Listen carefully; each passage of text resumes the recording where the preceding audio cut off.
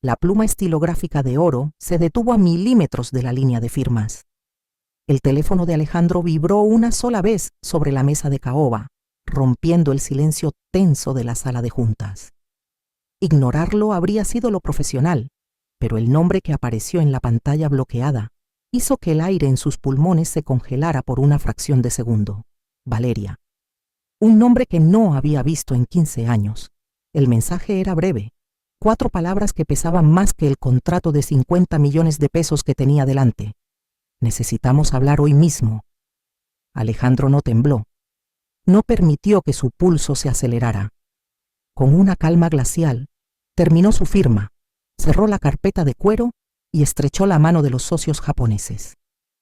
Caballeros, el edificio es suyo. Mi secretaria les enviará los detalles finales. Solo cuando la pesada puerta de cristal se cerró y quedó solo en su oficina del piso 40, con la Ciudad de México extendiéndose como un mar de concreto bajo sus pies, se permitió tomar el celular. Valeria había desaparecido una mañana de septiembre, dejándolo con una nota ridícula y una cuenta bancaria vacía. Él había pasado meses buscándola, contratando detectives, perdiendo el sueño, hasta que entendió que ella no quería ser encontrada. Ahora, con 51 años, Alejandro no era el profesor universitario ingenuo que ella había abandonado. Era uno de los arquitectos más temidos y respetados del país. Había reconstruido su vida con la misma precisión con la que diseñaba sus rascacielos, acero, cristal y 0 debilidades. Escribió una respuesta rápida, nada de preguntas emocionales, nada de ¿dónde has estado? Solo logística. Torre Reforma, piso 40. Tienes 15 minutos. Si no estás aquí a las 3, no vuelvas a escribirme nunca. No iba a ir a un café oscuro a esconderse. Si ella quería algo, tendría que venir a su territorio. A las 3 en punto, la recepcionista anunció su llegada. Cuando Valeria cruzó el umbral, Alejandro ni siquiera se levantó de su silla ejecutiva. La mujer que entró no era la belleza vibrante que recordaba. Llevaba un abrigo gris barato que le quedaba grande y caminaba con los hombros hundidos como si cargara un peso invisible. Sus ojos, antes brillantes, estaban apagados por el cansancio. Alejandro la observó sin piedad. El tiempo había sido cruel con ella, pero él había aprendido que el karma a veces tarda, pero siempre llega. Alejandro. Su voz sonaba ronca. Gracias por recibirme. Este lugar es impresionante. Tienes 14 minutos, dijo él mirando su reloj suizo. Ve al grano. No estoy para visitas sociales. Valeria tragó saliva y se sentó en la silla frente al escritorio sin esperar invitación. Sus manos temblaban visiblemente cuando sacó una foto arrugada de su bolso desgastado. No vine a pedirte dinero para mí. Sé que me odias y tienes razón, pero esto es más grande que nosotros. Deslizó la foto sobre el escritorio impecable. Un chico delgado, pálido, conectado a tubos en una cama de hospital. Tenía el cabello oscuro y una mirada asustada. Se llama Mateo, tiene 14 años y se está muriendo, Alejandro. Él ni siquiera parpadeó. Miró la foto con la frialdad de quien evalúa un plano defectuoso. Es una lástima, pero hay cientos de niños enfermos en esta ciudad. ¿Por qué me traes esto a mí? Porque tiene leucemia linfoblástica aguda. Necesita un trasplante de médula ósea urgente. Yo no soy compatible. No tiene hermanos. Valeria hizo una pausa, y las lágrimas comenzaron a correr por sus mejillas, arruinando el poco maquillaje que llevaba. Los médicos dicen que la mejor oportunidad es el padre biológico. El silencio que siguió fue denso, casi sólido. Alejandro se reclinó en su silla, cruzando las manos sobre el pecho. Su expresión era ilegible. ¿Y vienes a decirme esto ahora, después de 15 años de silencio absoluto? Estás insinuando que ese chico es mío. Las fechas coinciden, dijo ella apresuradamente desesperada. Me fui cuando tenía 3 meses de embarazo. Tuve miedo, Alejandro. Era joven, estúpida, y cometí errores terribles. Pero Mateo no tiene la culpa. Si eres su padre, tienes un 50% de probabilidad de salvarlo. Solo te pido una prueba de ADN. Si sale positiva, por favor. Alejandro se puso de pie lentamente. Caminó hacia el ventanal de piso a techo, dándole la espalda. Observó el tráfico, diminuto desde esa altura. Dices que te fuiste embarazada de 3 meses, que las fechas coinciden perfectamente con nuestro matrimonio. Sí, te lo juro. Nunca te fui infiel, Alejandro. Me fui por pánico, por cobardía, pero ese niño es tu hijo. Él soltó una risa corta, seca, carente de cualquier humor. Se giró para enfrentarla, y la mirada en sus ojos hizo que Valeria se encogiera en su asiento. Mientes con una facilidad asombrosa, Valeria. Siempre lo hiciste. Pero hay un error de cálculo en tu historia lacrimógena. Un error fatal. ¿De qué hablas?, preguntó ella con la voz temblorosa. Alejandro apoyó las manos sobre el escritorio, inclinándose hacia ella como un depredador acorralando a su presa. 1 año antes de que te fueras, 1 año antes de ese supuesto embarazo milagroso, tomé una decisión médica de la que nunca te hablé, porque quería darte una sorpresa para nuestro aniversario. Fui a una clínica privada y me hice una vasectomía. El color desapareció del rostro de Valeria instantáneamente.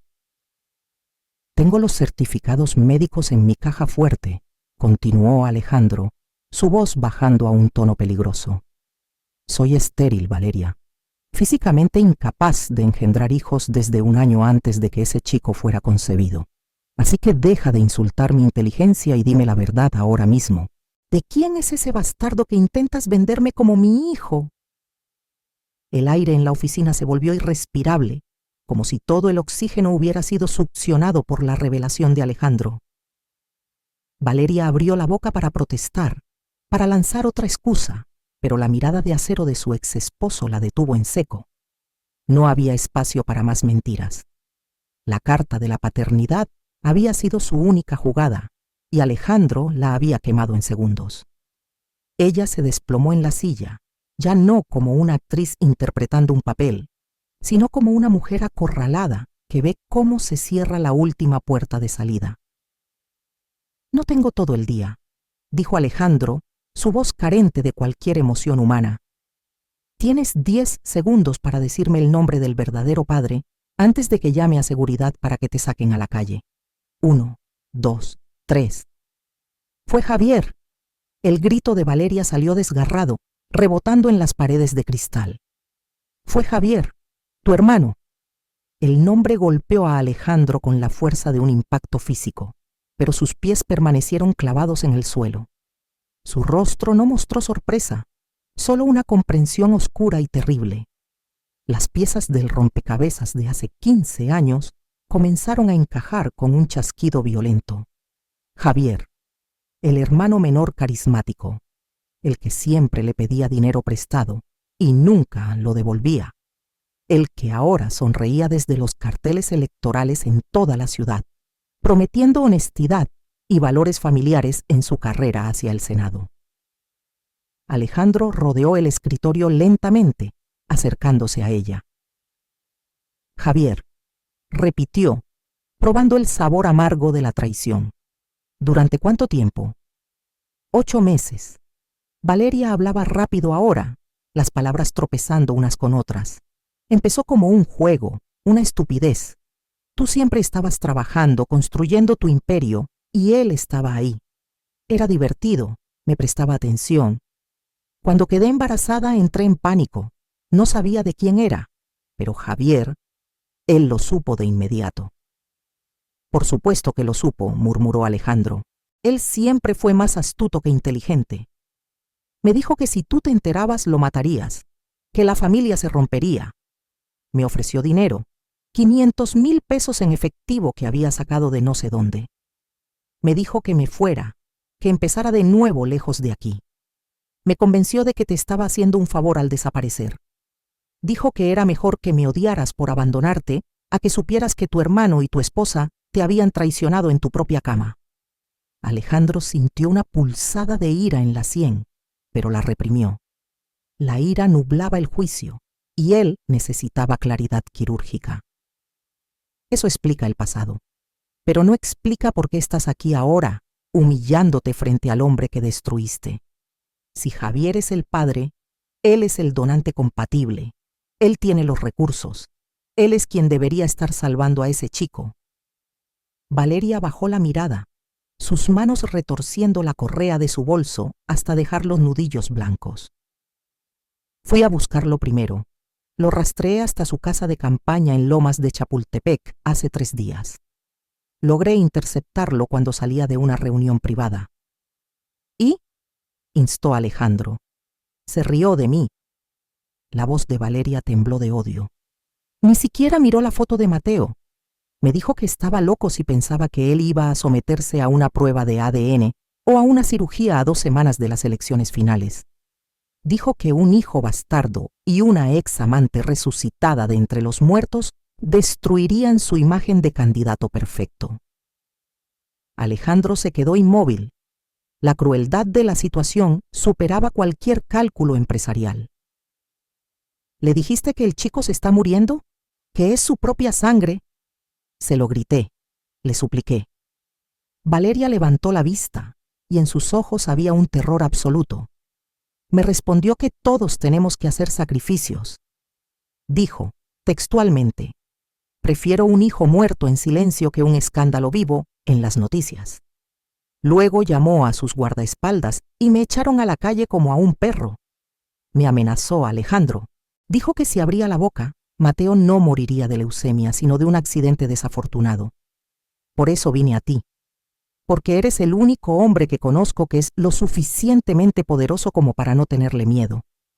Alejandro caminó hacia su bar privado y se sirvió un vaso de agua, no porque tuviera sed, sino para ganar unos segundos. Su mente arquitectónica ya estaba desmantelando la estructura de la vida de su hermano, buscando las vigas de carga, los puntos débiles. Javier había cruzado una línea que no tenía retorno. Adulterio y traición eran una cosa. Condenar a muerte a su propio hijo por una curul en el Senado era algo que Alejandro no podía permitir. No por moralidad, sino por principios. Nadie en su sangre debía ser tan despreciable. Levántate, ordenó Alejandro, dejando el vaso sobre la mesa con un golpe seco. Valeria lo miró confundida, secándose las lágrimas con el dorso de la mano. ¿Qué? ¿Me vas a echar? Dije que te levantes. Alejandro tomó su saco del respaldo de la silla y se lo puso con movimientos precisos. Vamos a salir. ¿A dónde? Alejandro, por favor, no tengo a dónde ir. Si Javier cumple sus amenazas... Alejandro abrió la puerta de la oficina y la sostuvo, mirándola con una intensidad que la hizo estremecer. Javier no va a cumplir nada porque no va a tener tiempo. Esta noche hay una gala de recaudación de fondos en el Hotel Camino Real. Sé que estará allí presumiendo a su esposa Trofeo y a sus hijos legítimos. Vamos a ir a esa fiesta. ¿Estás loco? Valeria retrocedió un paso. No puedo presentarme allí. Él me matará. No vas a entrar. Tú vas a esperar en el auto. Yo voy a entrar. Alejandro verificó que tuviera su teléfono y las llaves de su auto deportivo. Javier cree que el poder es tener un cargo público y salir en la televisión. Voy a enseñarle que el verdadero poder es tener la capacidad de quitarle todo a alguien sin siquiera levantar la voz. ¿Por qué harías esto?, preguntó ella, buscando algún rastro de compasión en su rostro. Después de todo lo que te hice. No te confundas, Valeria. No lo hago por ti. Ni siquiera lo hago por el chico, aunque él no merezca morir por la ambición de un cobarde. Alejandro apagó las luces de la oficina, sumiendo la habitación en penumbra. Lo hago porque Javier cometió el error de pensar que podía manchar mi apellido y salir impune. Y hoy, mi querido hermano, va a aprender que la sangre tiene un precio y él está en deuda. Alejandro le hizo un gesto para que saliera al pasillo. La maquinaria de la venganza se había puesto en marcha. Y a diferencia de los edificios que construía, esta vez el objetivo era la demolición total. El ballet parking del Hotel Camino Real recibió las llaves del auto deportivo de Alejandro con una reverencia casi servil. Valeria se quedó en el asiento del copiloto, hundida en las sombras, con las instrucciones precisas de no moverse y mantener las puertas bloqueadas. Alejandro cruzó la entrada principal ignorando a las recepcionistas que intentaron pedirle una invitación. Su presencia, forjada en años de negociaciones hostiles y obras monumentales, era su boleto de entrada. Caminó directo hacia el salón de baile, donde el murmullo de la élite política y empresarial de la ciudad creaba una barrera de sonido hipócrita. En el centro del salón, bajo un candelabro de cristal inmenso, estaba Javier. Sostenía una copa de champán y sonreía con esa calidez ensayada que lo había mantenido alto en las encuestas. A su lado, su esposa perfecta reía de un chiste que probablemente no había entendido. Alejandro se abrió paso entre la multitud como un rompehielos. No empujó a nadie, pero la gente se apartaba instintivamente ante su avance decidido. Javier lo vio cuando estaba a solo 5 metros. La sonrisa del candidato vaciló por una fracción de segundo, un parpadeo de miedo que solo un hermano podría detectar, antes de recomponerse en una máscara de alegría fraternal. «Alejandro», exclamó Javier abriendo los brazos. «¡Qué sorpresa tan maravillosa! No sabía que vendrías a apoyar la campaña». «No estoy aquí por tu campaña», dijo Alejandro, rechazando el abrazo con un gesto frío. «Camina conmigo, ahora». Javier miró a su alrededor, consciente de las miradas curiosas de los donantes. «Ahora no es un buen momento, hermano. Tengo que dar el discurso principal en 10 minutos y, si no caminas conmigo hacia esa terraza en este instante, voy a subir a ese escenario y contarle a cada uno de tus inversores por qué tu amante de hace 15 años está llorando en mi auto allá afuera». La sonrisa de Javier se congeló, transformándose en una mueca rígida. Se excusó con su grupo con una disculpa suave sobre un asunto familiar urgente y siguió a Alejandro hacia la terraza exterior, lejos del ruido y los testigos. Apenas se cerraron las puertas de vidrio, la máscara del político cayó al suelo. «¿Qué demonios haces aquí?», siseó Javier, su voz destilando veneno. «¿Esa loca te buscó? Te dije que estaba inestable». «Esa loca me dijo que dejaste a tu propio hijo sentenciado a muerte porque te preocupa una encuesta», respondió Alejandro, acorralándolo contra la barandilla de piedra. «Mateo necesita un trasplante. Tú eres el padre. Tú eres el donante». Javier soltó una risa nerviosa, pasándose la mano por el cabello perfectamente peinado. «¿Y qué esperas que haga? ¿Que me interne en una clínica pública a 2 semanas de las elecciones?» Los periodistas olerían la sangre en minutos. ¿Candidato del Partido Conservador tiene hijo ilegítimo? Sería mi fin político, Alejandro. He trabajado 10 años para llegar aquí. Es un niño de 14 años, Javier. Tu sangre se está muriendo. Todos morimos eventualmente. Javier se encogió de hombros, recuperando su arrogancia habitual. «Mira, entiendo que quieras jugar al héroe. Siempre te ha gustado sentirte moralmente superior. Pero seamos prácticos. Ese chico es un error del pasado, un cabo suelto». Alejandro lo miró con un asco profundo. No reconocía al hombre que tenía enfrente. «No es un cabo suelto, es una vida. Vas a ir a la clínica mañana a primera hora». «No, no lo haré». Javier dio un paso adelante, bajando la voz a un susurro conspirador. «Pero podemos arreglar esto como hombres de negocios. Sé que esa mujer solo quiere dinero. ¿Y tú? Bueno, siempre te ha importado el apellido. Escúchame bien. Te daré 10 millones de pesos. Transferencia inmediata a una cuenta en las Islas Caimán o en efectivo, como prefieras». «¿10 millones?» repitió Alejandro manteniendo un tono neutral. «10 millones. Úsalos para callarla. Mándala a Europa. Págale el mejor tratamiento en Suiza, donde nadie sepa quién es. O simplemente asegúrate de que desaparezca del mapa otra vez. No me importa cómo lo hagas. Solo quítame este problema de encima hasta que pasen las elecciones. Es un buen trato, hermano. Limpio y rentable. Alejandro metió la mano en el bolsillo interior de su saco. Javier sonrió, pensando que estaba sacando un número de cuenta. Pero lo que Alejandro extrajo fue su teléfono móvil, con la pantalla iluminada mostrando una grabación de voz activa que llevaba 4 minutos corriendo. ¿10 millones por la vida de tu hijo?, preguntó Alejandro, levantando el teléfono para que Javier viera bien la pantalla. Gracias por la oferta, senador. Quedó registrada con una claridad de audio perfecta. El color drenó del rostro de Javier tan rápido que parecía un cadáver.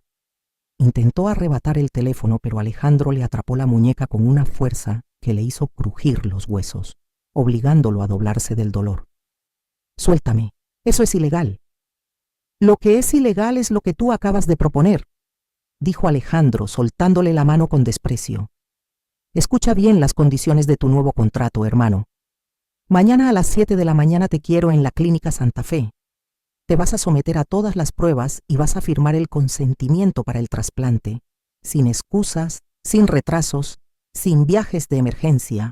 No puedes hacerme esto, gimió Javier frotándose la muñeca. Si no estás allí a las 7:05, este audio se enviará a todos los noticieros nacionales, a tus oponentes políticos y, por supuesto, a tu querida esposa. Perderás las elecciones, perderás a tu familia y perderás tu libertad por conspiración. Tú eliges, Javier. ¿Quieres ser un donante héroe o un político corrupto en la cárcel? Javier miró el teléfono como si fuera una granada sin seguro. El odio en sus ojos era puro, pero el miedo era más fuerte. Sabía que Alejandro no blufeaba, nunca lo hacía. Estaré ahí, murmuró Javier derrotado. Pero esto no se va a quedar así, Alejandro. Me las vas a pagar. Guárdate las amenazas, dijo Alejandro, dándole la espalda para volver a entrar a la fiesta. Necesitas ahorrar energía para la cirugía. Alejandro salió de la terraza, dejando a su hermano temblando de rabia bajo la luz de la luna. Cruzó el salón de baile sin mirar a nadie. Salió al aire fresco de la noche y subió al auto donde Valeria esperaba ansiosa. ¿Qué pasó?, preguntó ella. Alejandro encendió el motor, el rugido del auto rompiendo el silencio. Arranca hacia la clínica. Tu hijo tendrá su donante mañana a primera hora. La suite presidencial de la Clínica Santa Fe parecía más un hotel de 5 estrellas que un hospital, pero el olor a yodo y miedo era inconfundible. Javier estaba sentado al borde de la cama, ridículo con una bata de algodón azul que dejaba sus piernas pálidas al descubierto. Había exigido que todo el personal firmara acuerdos de confidencialidad con penalizaciones de 3 millones de pesos y que su nombre en el registro figurara como paciente X. Alejandro observaba el espectáculo desde la puerta, con los brazos cruzados, asegurándose de que su hermano no intentara escapar por la ventana del 3er piso. Esto es una pesadilla logística, se quejó Javier, lanzando su reloj de oro sobre la mesita de noche. Tengo 3 entrevistas canceladas y un debate mañana por la noche. Si salgo de aquí con ojeras, los asesores de imagen me van a matar. Preocúpate más por la anestesia que por tu imagen, respondió Alejandro secamente. Los médicos vendrán en 5 minutos para prepararte. En el pasillo, Valeria caminaba de un lado a otro, frotándose los brazos nerviosamente. Al ver salir a Alejandro se detuvo. Sus ojos estaban hinchados, pero había un brillo de esperanza que no tenía el día anterior. Ya están preparando a Mateo en el ala estéril, dijo ella en voz baja. Los doctores dicen que sus niveles están estables. Alejandro, yo no sé cómo agradecerte. Sé que dije cosas horribles, que hice cosas peores, pero lo que estás haciendo hoy. Alejandro levantó una mano, cortando su discurso. Ahórrate la gratitud. No lo hago por ti. Para mí, la mujer con la que me casé murió hace 15 años. Tú eres solo una extraña que comparte su rostro. Cuando Mateo se recupere, asegúrate de que tenga una buena vida.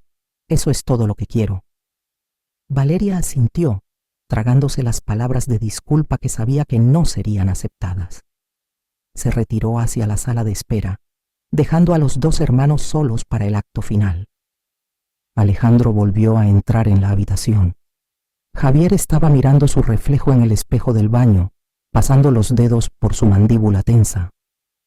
Al ver a Alejandro en el espejo, su expresión cambió.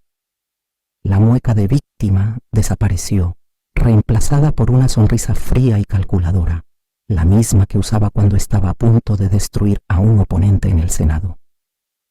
«Sabes, hermano», dijo Javier girándose lentamente, «he estado pensando en tu pequeña grabación.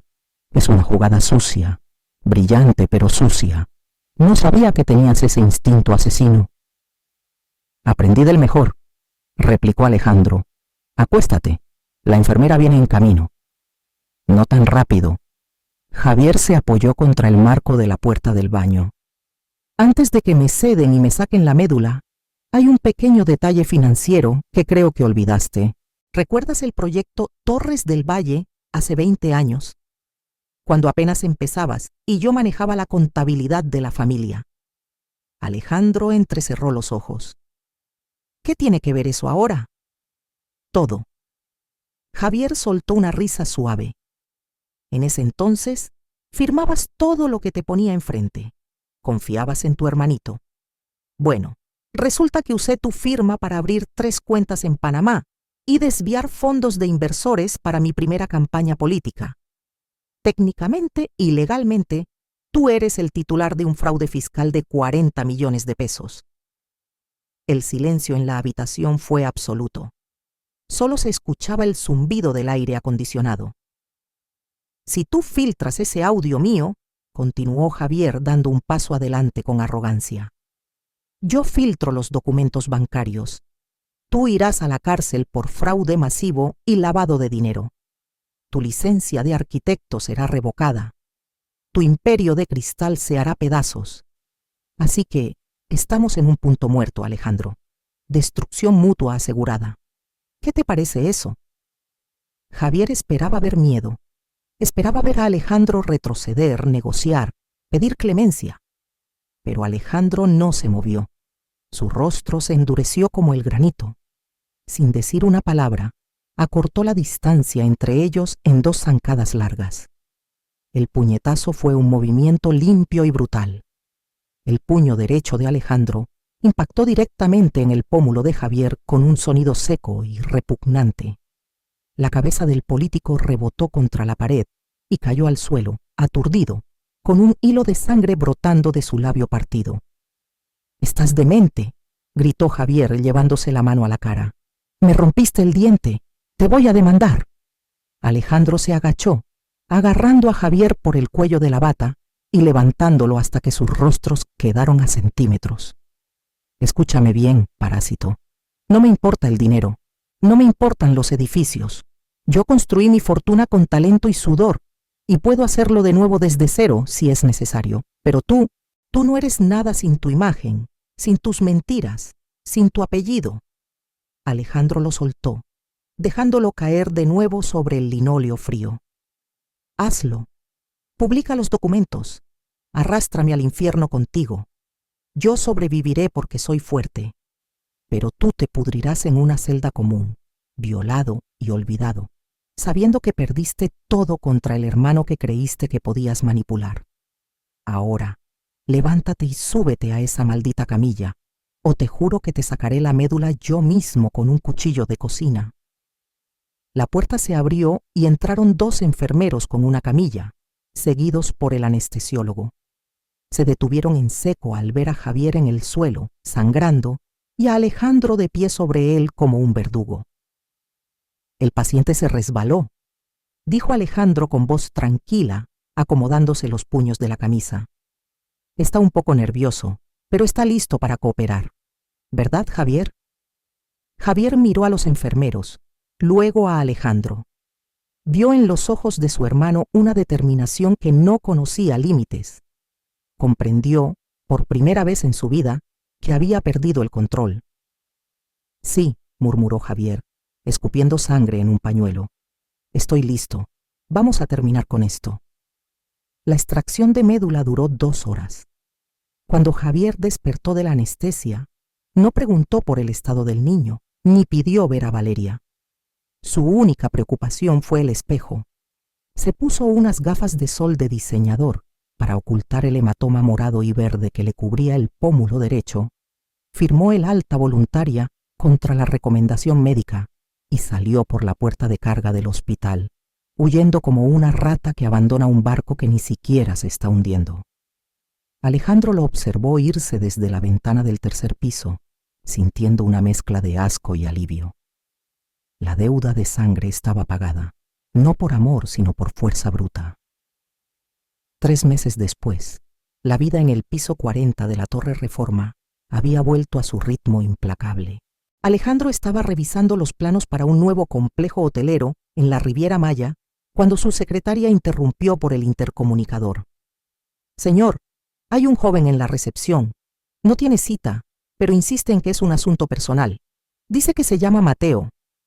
Alejandro soltó el lápiz. Hizo una pausa de 5 segundos, calculando las posibilidades, y luego presionó el botón. «Hazlo pasar». Cuando la puerta se abrió, Alejandro vio a un chico diferente al de la foto arrugada. Mateo había ganado peso. Su piel ya no tenía ese tono grisáceo de la muerte inminente, y el cabello le estaba creciendo, corto y oscuro. Caminaba con una leve cojera, secuela de meses en cama, pero mantenía la espalda recta. No había miedo en sus ojos, solo una curiosidad intensa y analítica que a Alejandro le resultó extrañamente familiar. «Si vienes buscando a tu padre, te equivocaste de edificio», dijo Alejandro sin levantarse, probando al muchacho. «La oficina de campaña de los perdedores está al otro lado de la ciudad». Mateo se detuvo frente al escritorio inmenso. No se intimidó. «Sé quién es mi padre biológico. Mi madre me contó todo. Me dijo que es un cobarde que tuvo que ser arrastrado al quirófano bajo amenaza. No tengo ningún interés en conocerlo». «Entonces, ¿qué haces aquí?», preguntó Alejandro cruzando los brazos. «Vine a conocer al hombre que tuvo el valor de hacer lo que él no hizo». Mateo sacó un sobre de su mochila y lo puso sobre la mesa.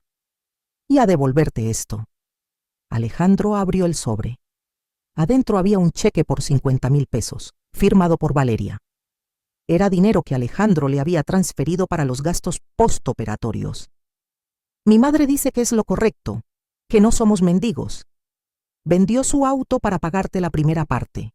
El resto te lo pagaremos en cuotas mensuales durante los próximos 5 años». Alejandro miró el cheque y luego al chico. Había dignidad allí, había orgullo. Había algo que Javier nunca tuvo y nunca tendría: honor. Alejandro rompió el cheque en 4 pedazos lentos y deliberados, dejando caer los restos en la papelera. «No quiero tu dinero, Mateo. El dinero es fácil de conseguir si eres inteligente. Lo que es difícil de encontrar es lealtad y carácter». Alejandro se levantó y caminó hacia el ventanal, mirando su ciudad. «Tienes 14 años. Tienes una segunda oportunidad de vida que costó muy cara. No la desperdicies trabajando para pagar deudas antiguas que no son tuyas». «Quiero estudiar», dijo Mateo dando un paso adelante. «Quiero ser ingeniero civil. Me gustan las estructuras. Me gusta cómo las cosas se mantienen en pie a pesar de la presión». Alejandro sonrió por primera vez en meses. Una sonrisa genuina. «Ingeniería. Bien. Hagamos un trato, Mateo. Yo pagaré tu universidad, las mejores escuelas, los mejores libros, todo». «No puedo aceptar eso, yo...». «Cállate y escucha las condiciones», ordenó Alejandro con autoridad. «No es un regalo, es una inversión. Vas a mantener un promedio de 9.5 y cada verano vas a venir aquí a trabajar en mis obras. Vas a cargar ladrillos, vas a mezclar cemento y vas a aprender desde abajo cómo se construye el mundo. Y cuando te gradúes, trabajarás para mi firma hasta que cada centavo de tu educación esté pagado con tu talento. ¿Trato hecho?». Mateo lo miró, procesando la oferta. No era caridad, era un desafío. Extendió la mano sobre el escritorio, firme. «Trato hecho». Cuando el chico salió de la oficina, Alejandro se quedó solo con el silencio del éxito. Sacó su teléfono móvil y buscó el archivo de audio, la grabación que había puesto a Javier de rodillas. Javier había perdido las elecciones hacía 2 semanas por 12 puntos porcentuales. Los rumores sobre su estado mental errático, el ojo morado inexplicable en los debates y su desaparición repentina habían destruido su imagen pública. Sus patrocinadores lo habían abandonado. Su esposa había solicitado el divorcio. Javier se había destruido a sí mismo sin necesidad de que Alejandro filtrara nada. Alejandro presionó eliminar. El archivo desapareció para siempre. No necesitaba un seguro contra un hombre acabado. La venganza no era destruir al otro. La venganza era construir algo tan grande y sólido que los enemigos quedaran irrelevantes, convertidos en polvo a la sombra de tus logros. Volvió a su escritorio y abrió los planos del nuevo hotel. Tenía trabajo que hacer. Tenía un imperio que expandir y ahora, quizás, un heredero al cual enseñar. La vida, decidió Alejandro, era una obra en construcción, y él finalmente tenía los cimientos correctos.